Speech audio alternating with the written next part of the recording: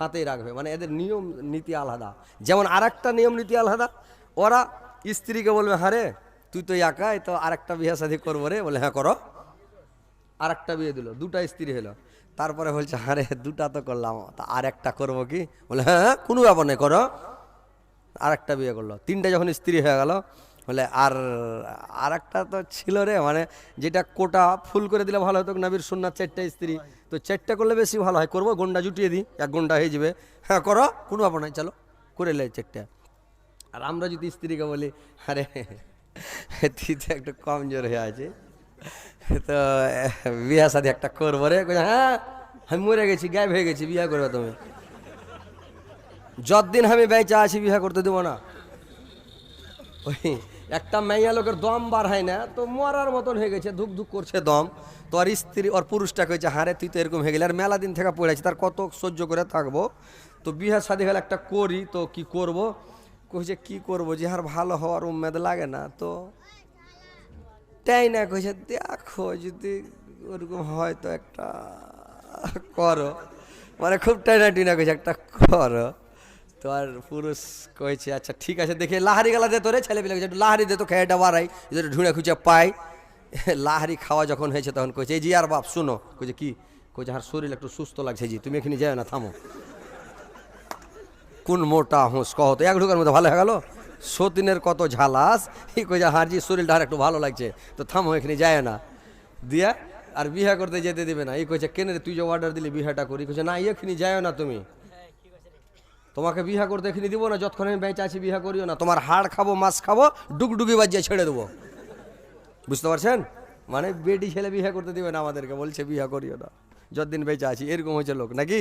তো সৌদি আরবের প্রথা হলো 4টা বিয়ে করেন কোনো বাধা নাই, একটা যার স্ত্রী আছে ও আর বাড়িতে কেউ কুটুমতালি করবে না, লোকটা খুব কঞ্জুস, 2টা করে তো বলবে লোকটা ভালো, 3টা করে তো বলবে যে লোকটা আরো ভালো, 4টা করে বলে লোক দেল খোলা, সবার বাড়ি সবাই কুটুমতালি করবে। তো এইভাবে ওই দেশের হলো প্রথা, তো এই দেশের প্রথা এইভাবে ভাবে প্রথাটা চলে আসছে, তো ওদের প্রথা আলাদা আমাদের প্রথা আলাদা। এবার আমেনার বাবা চলে গেল আব্দুল মোত্তালেবের বাড়ি, কিন্তু আব্দুল মোত্তালেব আর ওয়াহাব বিন জোহরি দুজনে হলো বন্ধু, বুঝতে পারছেন, গল্প করিয়েন না আপনারা, চালা করিয়েন না, এরা হলো 2 বন্ধু, আব্দুল মোত্তালেব ছোটকালের বন্ধু, আব্দুল মোত্তালেব আর ওয়াহাব বিন জোহরি এরা ছোটকালের বন্ধু। তো 2 জন এবার বন্ধুর বাড়ি যা বলছে বন্ধু আপনার সঙ্গে তো আমার বাচপাড়িতে কথা ছিল যে আপনার সঙ্গে একটা কুটুমতালি করব, রিশতেদারি করব, হয় আপনার ছেলে আমার মেয়ে, না আমার মেয়ে আপনার ছেলে, কিন্তু ভাঁজে মিলেনি, মানে মেট খায়নি, কুটুমতালি হয়নি, তো আজকে আপনার ছেলে আব্দুল্লাহর সঙ্গে আমার একটা মেয়ে আছে, তার নাম হচ্ছে আমেনা, তো চলো আমেনার সঙ্গে বিয়েটা দাও, যদি দেখো যদি আমার মেয়ে আমিনাকে পছন্দ হয় তো আমেনাকে বউ বানিয়ে নাও, চলো আমেনার সঙ্গে বিয়ে দিয়ে দাও, আর যদি তোমার পছন্দ না হয় বন্ধু তাহলে কোনো ব্যাপার নাই, চলেন আমার মেয়েটাকে দেখেন। এবার তখন করলো কে, আব্দুল মুত্তালিব ওয়াহাব বিন জরির সঙ্গে চলে গেল মদিনা। আর মদিনাতে যাওয়ার পরে রে ভাই, মদিনাতে যখন চলে গেল, মদিনাতে যাওয়ার পরে করেছে কি, আমিনাকে দেখলো ওয়াহাব বিন জহরির বাড়ি থেকে, দেখছে আমিনাকে, সুবহানাল্লাহ, আমিনার এত চেহারা ফেটে পড়ছে, চেহারার দিকে তাকা যায় না, যেমন সুন্দর আব্দুল্লাহ নবীর বাবা ওইরকম সুন্দর নবীর মা আমিনা, আমিনা এত সুন্দর বলার শেষ নাই। এবার আব্দুল মুত্তালিব বলল ঠিক আছে বন্ধু, আপনার মেয়েকে আমি বৌমা করব, বউ বানাবো, আমি কথা করলাম, ওয়াদা করলাম, কথা দিলাম, তুমি বিয়ে 1.5 তারিখ করো, দেখা দেখে আর চলবে না, একবারে ডাইরেক্ট বিয়ে নিয়ে আসবো, মুখ তারিখে বিয়ে। এবার আব্দুল্লাহকে নিয়ে আসলো, অত তারিখে নে বিয়ে দিয়ে নিয়ে চলে গেল রে ভাই, বিয়ে দিনে চলে গেল। এবার থাকতে থাকতে কিছুদিন পর,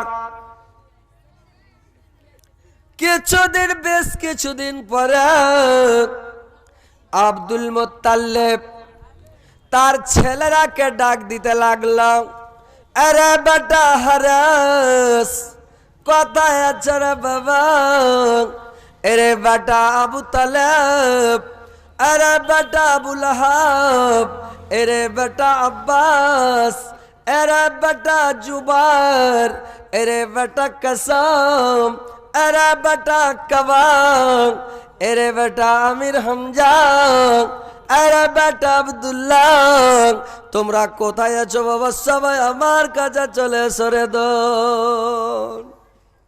11টা বেটা সবাই আব্দুল মুত্তালিবের কাছে চলে আসলো। আব্দুল মুত্তালিবকে বলল, আব্বা বলেন কি ব্যাপার, কেন ডাকলেন? আব্দুল মুত্তালিব বলল, বেটা রে, মক্কা নগরীতে বসে গেলে রাজার ভান্ডার খাওয়া যায় বাবা।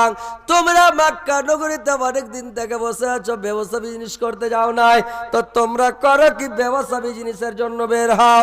তোমরা ব্যবসা করতে যাও, বিজনেস করতে যাও বাবা। ইয়ারা ব্যবসা বিজনেস করার জন্য এরাকে বললো তোমরা যাও বিজনেস করতে।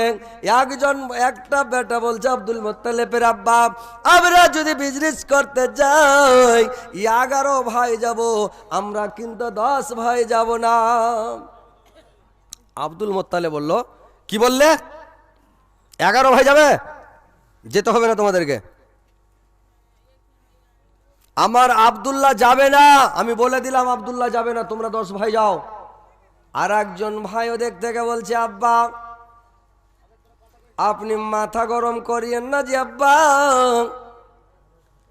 এতদিন আব্দুল্লাহ ছোট ছিল, তাকে খেটে কামিয়ে বড় করলাম, খেটে কামিয়ে খিলিয়ে তাকে বড় করে তার বিয়ে শাদী দিলাম, সংসার হয়েছে, তার ফ্যামিলি হয়েছে। আব্দুল্লাহকে নয় বসে খিলালাম, কিন্তু আমরা আব্দুল্লাহর স্ত্রী যে হয়েছে আমেনা, তাকে কে বসিয়ে খিলাবে? আমরা কিন্তু এটাতে রাজি নাই। গেলে 11 ভাই যাব, 10 ভাই যাব না। আর এক ভাই বলছে, আব্বা আপনি আমাদের সঙ্গে পাঠিয়ে দেন, আপনার ছেলেদের মধ্যে ভাঙুন লাগাইয়েন না, আপনি রাজবাড়ি, আপনি রাজা যান, আপনি পাঠিয়ে দেন আব্বা।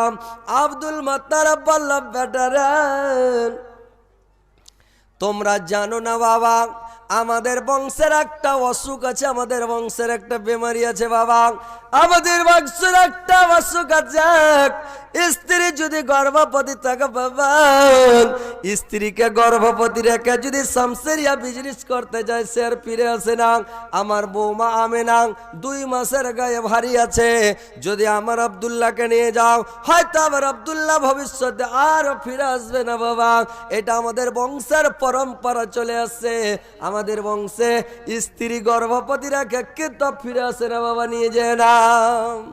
তারপরে যেদিন আব্দুল মুত্তালিব মায়ের পেটে, তার বাবা গাজ্জাজ নামক শহরে হাসেম মারা গেছেন, যেদিন আবদে মানাফ তার মায়ের পেটে ছিল, তার বাবা মারা গেছেন। তার বাবা যখন তার মার পেটে ছিল, তার বাবা মারা গেছে। এরকম ভাবে চলে আসছে, যখনই মানে শামসিরিয়া যাবে আর ফিরে আসে না। আব্দুল মুত্তালিব বলল, বাবা তোমরা আবার আব্দুল্লাহকে নিয়ে যেও না, এরা কোনো মতে মানবে না, জিদ করে বেরিয়ে গেল। দেখেন ভাই, ভাইয়ের মতন পৃথিবীতে দোষও নাই, তো ভাইয়ের মতন পৃথিবীতে দুশ্মনও নাই নাকি? ভাই খুবই দোষ, খুবই দুশ্মন। মানে কেউ বলে ভাই হলো মালের দুশ্মন, জানের দোষ। কেউ যদি খালি আপনাকে মেরে দেয়, ভাই শুনে লে যাহার ভাইকে মেরেছে, ইয়ার খুন আর থামবে না। কে মারলে রে?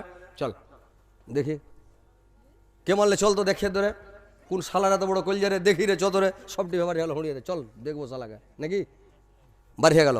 কিন্তু যদি এক ভাই খেতে না পায়, এক ভাই খুব ভালো খাচ্ছে, মাছ মাংস দুধ দহি খাচ্ছে, কিন্তু জানে দয়া হবে না যে ভাইকে এখানটা মাছের পিস গালা দিয়ে বেটাই, বলে তোর দাওয়াটা ভালো হয়েছে, সেই আপনা মনে জিদ করে বিয়ে করেছি, খাতে জিদ করে ভাইকে এখানটা পিস গেলা মাছের দিয়ে বেটাবে না, এই খাচ্ছে, এর পয়সা হয়েছে, তে পয়সা হয়েছে, ফেলে দিচ্ছে, তাও কিন্তু ভাইকে দিবে না। এই যে মালের দুশ্মন, ই পয়সাওয়ালা হয়েছে, আরো পয়সাওয়ালা হওয়ার চেষ্টা করছে, ই গাঁড়াই ঢুকছে, মানে গরিব হয়ে যাচ্ছে, পেট খেটে লোকের বাড়ি গেছে, বলে তুই আরো গাঁড়াই ঢুক, মানে ওকে করবে না। কিন্তু জানের দোষ, যখন কোন কাজে লেগে ভাই কাজ দিবে। এরা 10 ভাই জিদ ধরে লেছে, নিয়ে যাবো আব্দুল্লাহকে। আব্দুল মুত্তালিব বলছে না নিয়ে যাও না, বলে না নিয়ে যাবো। এবার আব্দুল মুত্তালিব বলল, ঠিক আছে বাবা, যখন তোমরা নিয়ে যাবে নিয়ে যাও। ওর বড় বেটা হারেসকে ডেকে বলল, আরে বেটা হারেস, শুনো বাবা, আবার ছটা ছেলে আব্দুল্লাহ জীবনে কোনো দেশ বিদেশ থাকেনি রে বাবা। আমার আব্দুল্লাহ বিদেশের মুখ দেখা নাই বাবা। আমার আব্দুল্লাহকে তোমরা আমার কথা মানবে না, যখন জিদ করে নিয়ে যাবে। ঠিক আছে বাবা, তোমরা নিয়ে যাও।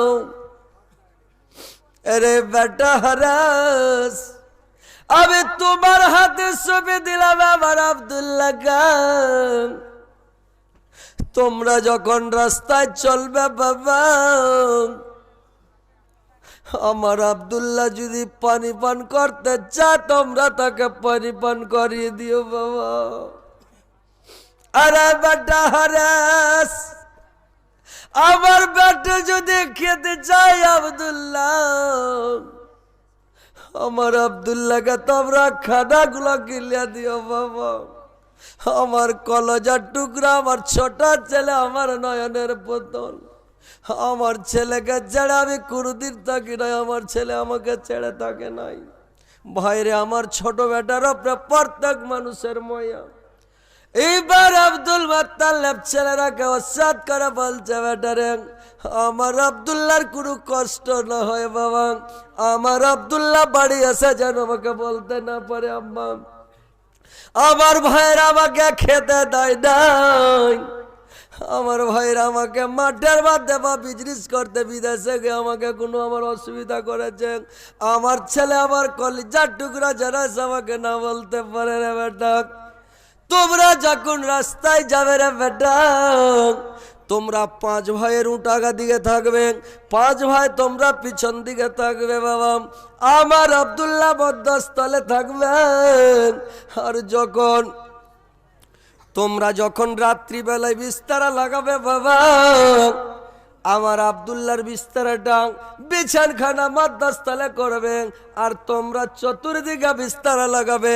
আমার ছেলেকে ভয় না লাগে, ডর না লাগে, আমার ছেলের কোনো অসুবিধা যেন না হয় রে বেটা।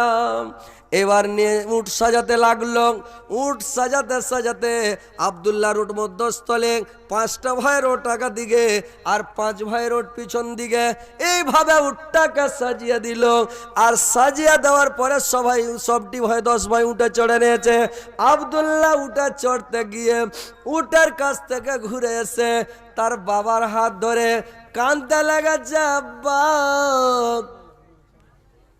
আপনি আমাকে বিদায় দেন জি আব্বা, আমি চলে গেলাম আব্বা, আপনি আমাকে বিদায় দেন আব্বা। আব্দুল মুত্তালিব কাঁদতে লাগলাম। কাঁদতে কাঁদতে বলল, বেটা রে আমি তো বিদায় দিলাম বাবা, তুমি বৌমা বিদার কাছ থেকে বিদায় নিয়ে এসো বাবা, যাও। এবার আব্দুল্লাহ চলে গেল ঘরে। চকিতে বসে বসে আমেনা কাঁদতেছে। আব্দুল্লাহ ঘরে গিয়ে দেখছে আমেনা কাঁদছে। আমেনার মাথায় হাত রাখা বললে, রে আমেনা তুমি আর কাঁদিও না আমেনা, আমি যদি জীবনে বেঁচে থাকি রে আমেনা আবার ফিরে আসবো, তুমি চিন্তা করো না আমেনা, তুমি আমাকে খুশি মনে বিদায় দাও, আমি চলে গেলাম আমেনা, তুমি আর কাঁদিও না আমেনা। আমেনা তাকে কাঁদতে কাঁদতে বিদায় দিল। আব্দুল মুত্তালিব কাঁদতে কাঁদতে বিদায় দিল। আব্দুল্লাহ কাঁদতে কাঁদতে উঠে চললো। উঠ নিয়ে এবার যেতে শুরু করলো। ভাই যেতে যেতে যেতে যেতে যেতে যেতে চলে যায়। আমেনা দাঁড়িয়ে আছে, দেখে আছে আব্দুল মুত্তালিব দাঁড়িয়ে আছে। যেতে যেতে অনেক দূর যাওয়ার পরে যখন পাহাড়ের আড় হয়ে গেল, এরা ফিরে আসলো। এরা যেতে যেতে শাম সিরিয়া চলে গেল। আর শাম সিরিয়ায় গিয়ে যতগুলো মাল সৌদিয়া থেকে নিয়ে গিয়েছিল শাম দেশে বিক্রি করে দিল। আর কিছুগুলো সামান শাম দেশে কিনে নিল, নিয়ে এসে মক্কা নগরীতে বিক্রি করবে। ভাই এই জন্য মালগুলো দেশে কিনে নিয়ে আবার আসতে লাগলো। আস্তে আস্তে মদিনাতে যখন পৌঁছে গেছে, মদিনাতে মাঠের মধ্যে এসে আব্দুল্লাহর পেটের অসুখ, বুকের ব্যথা, মাথার যন্ত্রণার সহ্য করতে পারে না, উঠে বসে থাকতে পারে না। চিৎকার করে ডাক দেয়া তার বড় ভাইকে বলছেন, ও বড় দাদা তার বড় দাদা হারেসকে ডাক দে, বলছে ও দাদু যান, উটটাকে দাঁড় করান জি দাদা, আমি আর উটের ওপর বসে থাকতে পারি না দাদা। উট থেকে নেমে গেল, একটা আইলের ওপরে বসে গেল আব্দুল্লাহ। এবার আব্দুল্লাহ যখন আইলের ওপরে বসে গেল, এবার হারেস নেমে আসলো। কি আছে রে আব্দুল্লাহ, কেন নেমে গেলি? বললে দাদা উটের ওপর বসে থাকতে পারি না, বুকের ব্যথা, পেটের যন্ত্রণা, মাথার ব্যথার কিছু সহ্য করতে পারি না, এই জন্য নেমে গেলাম। বললে তোকে রেখে যাব না, চল আবার উটের ওপরে বস, আর আমার উটের ওপরে বসে চল। এবার উটের ওপর বসিয়ে নিল, আর উটের ওপর বসিয়ে নিয়ে উটের ওপরে বসিয়ে নিল, আর উটের ওপর বসিয়ে নিয়ে কিছু দূর গেল। আর কিছু দূর যাওয়ার পরে করলো কে? কিছু দূর যাওয়ার পরে কি করলো ভাই? আর ঘাড়ি মুড়ি ভেঙে দিয়েছে, বসে থাকতে পারে না। এইবার উঠ থেকে হারাস নামালো, একটা এলের ওপরে বসিয়ে দিল। আব্দুল্লাহ বলল দাদা আপনারা ফিরে বাড়ি চলে যান, আমি এই মাঠের মধ্যে এখন থাকছি, যদি আমার অসুখ সেরে যায় জি দাদা আমি আস্তে আস্তে বাড়ি চলে আসব, আর যদি আমার অসুখ না সেরে আমার আব্বাকে আর আমার আমিনাকে পাঠিয়ে দিও, ওদের সঙ্গে আমি আমার বাড়ি চলে যাব দাদা। এরা চলে গেল। আব্দুল মোত্তালেব দিনগন্তি করে বসে আছেন, আমেনা দিনগন্তি করে বসে আছে, আজকে বাড়ি আসবে। ফোনের তো যোগাযোগ নাই, ওই যুগে ফোন ছিল না।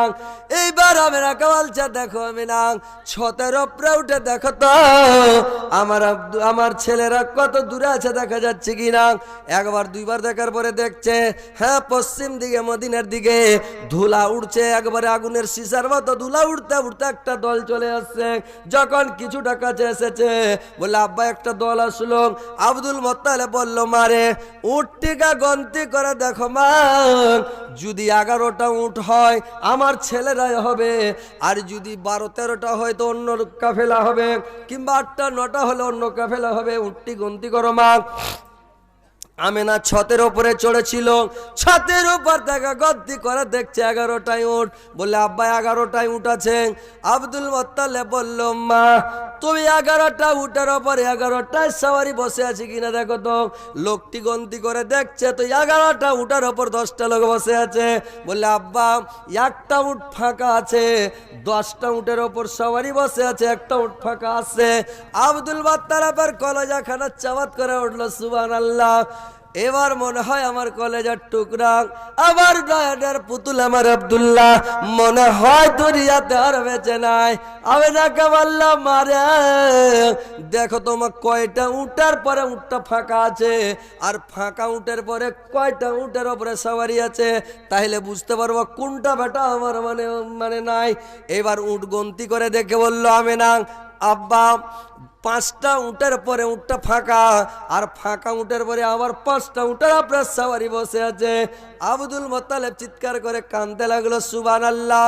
আবার আব্দুল্লাহ দুনিয়াতে আর বেঁচে নাই। এবার কানাকাটা করছে, ওর ছেলের আস্তে আস্তে বাড়ি চলে আসলো।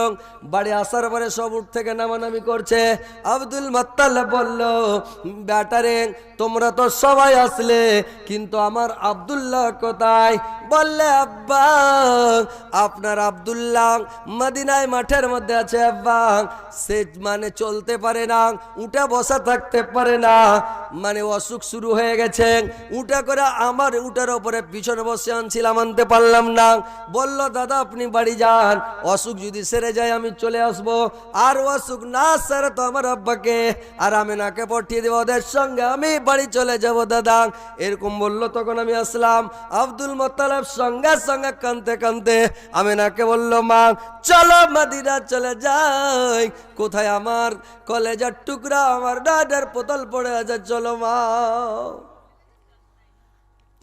আমিনাকে সঙ্গে করে আব্দুল মোত্তালেব মদিনার দিকে রওনা হয়ে গেল।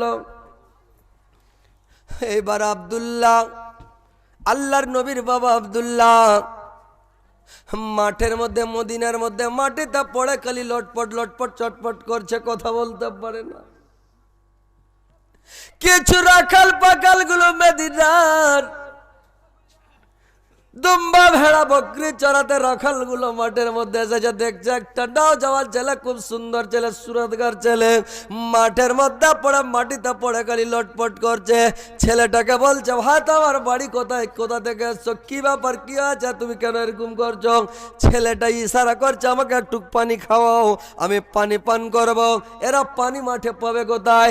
একটা ছেলে দৌড়াতে শুরু করলো, দৌড়তে দৌড়তে একটা পুকুর ছিল পার্শ্বে, পুকুরে গিয়ে গামছাটা ভিজিয়ে নিল, আর গামছা ভিজিয়ে নে আব্দুল্লাহর হাতে চিপে পানি দিল, ঢক ঢক করে একটু পানি পান করলো।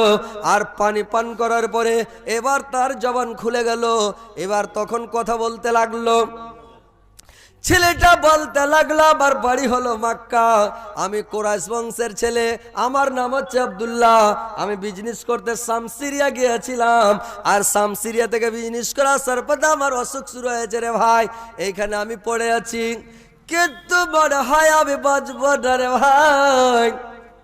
তো আমি যদি মরে যাই, এ ভাই রাখালেরা, আমি যদি মারা যাই ভাই, আমার একটা ওসিয়ত তোমরা মেনে নাও, আমি যদি মারা যাই তোমরা একটা কাজ করিয়া ভাই, মদিনাতে খবর করবেন, আমার লাশটাকে একটু মাটির তলে দফন করে দিও, আমার লাশটাকে চিলকি দিনিকে কুকুর শিয়াল বিড়ালকে খাওয়াইও না, আমার লাশটাকে বডিটাকে একটু দফন করে দিও। তার আগে একটা কথা শুনো ভাইরা খালেরা, মক্কার দিক থেকে দেখবেন দুইটা লোক আসবে, একটা মহিলা, একটা মানে পুরুষ, একটা বয়স্ক মানুষ, একটা যুবতী মহিলা। ওই বুড়োটা